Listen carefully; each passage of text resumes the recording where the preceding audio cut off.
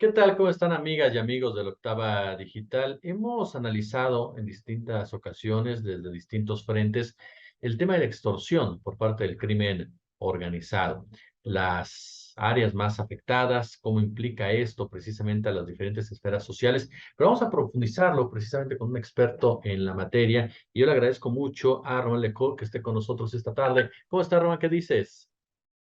Hola, buenas tardes. Un gusto estar con ustedes. ¿Cómo, cómo ha, no sé si decirle evolucionado, tú corrígeme, pero cómo ha ido avanzando la extorsión por parte del crimen organizado en los últimos años en nuestro país? Pasamos de que hablábamos antes las grandes extorsiones a las empresas, ahora a las microempresas, al ciudadano de a pie. ¿Cómo ha ido evolucionando? Pues lo más probable es que se haya expandido, de hecho, la extorsión en su formato de cobro de piso, como bien decías, a las actividades comerciales o económicas de absolutamente todos los tamaños, ¿no?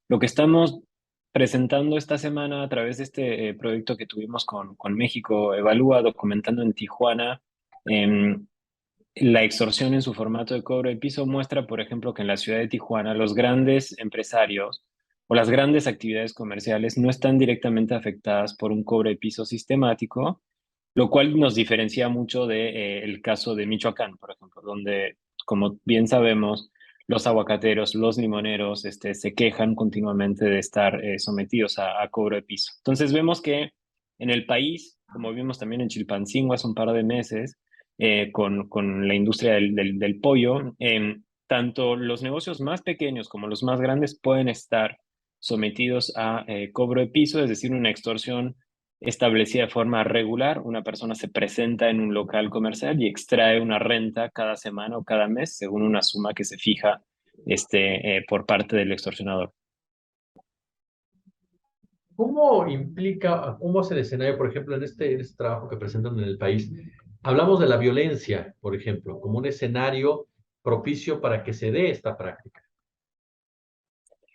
Lo que descubrimos, o no sé si lo descubrimos, pero parte del eje de análisis que estamos manejando en este trabajo en Tijuana es que, por una parte, la extorsión y el cobro de piso es un delito muy invisible o muy silencioso, en la medida en que casi nadie en el país lo denuncia ante la autoridad, por temor o desconfianza. A nivel nacional tenemos una tasa, una cifra negra del 97.4% según la ENVIPE 2022, es decir, menos del 3% de los casos llegan a denuncia. Por ende, es un delito muy invisible que no aparece en las cifras de la incidencia delictiva del país. Sin embargo, lo que mostramos es que este temor a denunciar crea un silencio por parte de las víctimas, pero que muy rápidamente nos dimos cuenta documentando en campo que una situación que nace en la extorsión y el cobro de piso puede evolucionar y escalar muy rápido a agresiones ahí sí muy visibles, como incendio de tu local comercial, agresiones físicas a tu persona o a miembros de tu familia, e incluso homicidios, ¿no? En ciertos casos. Lo que entonces vemos es que al final, un delito que nace en el silencio impuesto a las víctimas, puede rápidamente escalar a delitos muy visibles y delitos que terminan, digamos, siendo muy emblemáticos de la violencia, ahí sí, muy visible, muy medible y que sí llega a las carpetas de investigación. El tema es que la violencia en este panorama es de hecho algo indispensable para que tú aceptes o obedezcas a pagar un cobro de piso. Es decir, yo te tengo que amenazar de que algo te va a pasar si no pagas y tengo que ser lo suficientemente creíble para que tú pagues. Es decir, si tú no crees que mi amenaza de violencia es real, es muy poco probable que aceptes pagar. Si al contrario te das cuenta que la violencia puede llegar muy rápido y puede llegar en contra de ti físicamente, lo más probable es que obedezcas. Oye, aquí me llama mucho la atención, Román. ¿Cómo convive la gente con esta práctica? Ya lo mencionabas, cuando hacemos, por ejemplo, el trabajo de campo, ¿cómo convive la gente? ¿Se ha normalizado? ¿Ya lo entienden de esa forma? ¿Cómo la convivencia por parte de los comerciantes? Pues hay una parte, desgraciadamente, que lo vive como algo o que te va a tocar. O sea, hay gente en Tijuana que nos decía, en mi barrio por el momento no están cobrando piso, pero lo más probable es que suceda, o sea, como una fatalidad. Y la gente a la cual ya le sucede o ya está pagando te dice que desgraciadamente o tienes la capacidad en general económica de trasladarte, es decir, tanto tu familia como tu negocio, tu actividad comercial primera, a otro lugar y esperar que te dejen en paz, o si no, desgraciadamente no tienes otra opción que obedecer a las personas que te están cobrando piso por la buena razón en que tu negocio, tu actividad comercial es fija. Es decir, tienes una tienda, tienes un local, tienes un puesto, tienes una farmacia, tienes una tienda de abarrotes. Es muy difícil que la puedas trasladar apenas se te hace una amenaza. Por ende, la gente te dice que no tiene más opción que obedecer, esperar que la amenaza no escale, esperar que la violencia no escale y ojalá que en algún momento alguna autoridad se le acerque para hacer algo al respecto. Ahorita este punto que menciona las autoridades. Usted, Yolanda, en México evalúa quién protege a quién. Y es algo que me brinca mucho, porque al final de cuentas ya es una práctica que se normaliza, es una práctica que obviamente las autoridades saben que se da. Mencionabas al principio el silencio precisamente por parte de la gente, pero estamos hablando de que le pagas a dos amos, digámoslo de esa manera, ¿no? Por vigilancia, por cuestiones incluso fiscal, en fin. ¿Quién vigila a quién, mi querido Román, entonces? Pues es un poco efectivamente es el título del informe y es la gran pregunta, ¿no? Lo que te da, paradójicamente, el cobre piso y el extorsionador es una promesa de protección. Es decir, esta persona se acerca a ti y te dice, si me pagas, te voy a proteger tanto de una amenaza que yo estoy ejerciendo, es decir, pagas por protegerte de mí, pero también te brindo un servicio que te va a proteger de la amenaza, por ejemplo, de otro grupo o célula criminal, ¿no? En la teoría, el Estado en México y en cualquier lugar del mundo te tiene que brindar protección por ser ciudadano del país, ¿no? Es parte de la seguridad que te tiene que brindar tu Estado. Lo que vemos en México es que la teoría está bastante alejada de la práctica y que por ende la protección, la seguridad en el sentido más básico de la palabra, es un mercado altamente competitivo en el cual entran muchos actores a presentarse enfrente de ti como tu protector. El problema es que ahí también aparecen no únicamente cárteles, grupos criminales, organizaciones criminales o grupos más pequeños, sino que los testimonios recogidos en Tijuana también nos dicen que desgraciadamente hay funcionarios públicos, hay policías que son parte de los circuitos de extorsión y de cobre piso y que participan activamente o pasivamente, es decir, dejan que suceda por falta de voluntad, falta de capacidad, falta de atención o simplemente temor también a meterse al tema, a que se extorsione y se cobre piso a la población. Entonces terminamos viendo que en una misma ciudad como Tijuana, un municipio enorme, por cierto, pues hay muchísimos actores que se presentan como tu protector frente a amenazas que pueden venir ahí sí de diferentes actores también. Y de nuevo, repito, el problema es que en teoría el Estado debería ser el único protector. Al no ser así, se abre un mercado en el cual se meten muchísimos actores diversos y cada vez más violentos, de nuevo para convencerte a ti que tienes que pagar. Y que a final de cuentas el mismo Estado está, digámoslo así, claudicando, entre comillas, en beneficio de otros grupos, ¿no? Pero sin perder los beneficios que tiene. Exacto, ahí hay un juego complicado que también viene de la ausencia de denuncia, creo, es que al no ser denunciado el delito de extorsión y cobrepiso por temor y desconfianza, hace que sea un delito que no aparece en las cifras de incidencia delictiva. Por ende, para las autoridades municipales, estatales e incluso federales, no es nunca realmente una urgencia. Lo que vemos todos los días en los reportes o cada mes en las estadísticas de incidencia delictiva son homicidios, son robos, es decir, son actos que derivan en carpetas de investigación.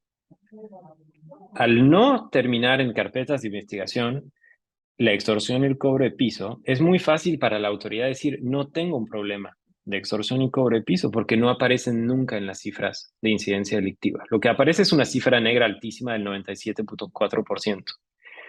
Ahí estamos un poco ante una encrucijada que es de decirle a la autoridad, tienes que enfrentar a un delito que no ves, que no sabes medir, pero que sí existe y que nos parece urgentísimo que lo hagas, no solamente porque existe el delito y es un problema grave económicamente, físicamente, psicológicamente para esta gente, sino que de nuevo vemos que de la extorsión y el cobro de piso derivan muchas veces delitos de alto impacto que sí te van a pegar en tu administración, que pueden ser de nuevo robos, agresiones físicas u homicidios. Es decir, para no llegar quizás a algo más grave, valdría la pena que estés atendiendo un delito difícil de atender, que es la extorsión y el cobro de piso.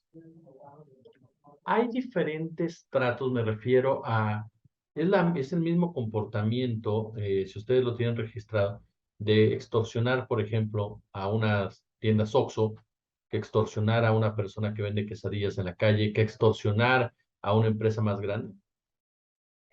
No, de hecho es bastante complejo y varía mucho.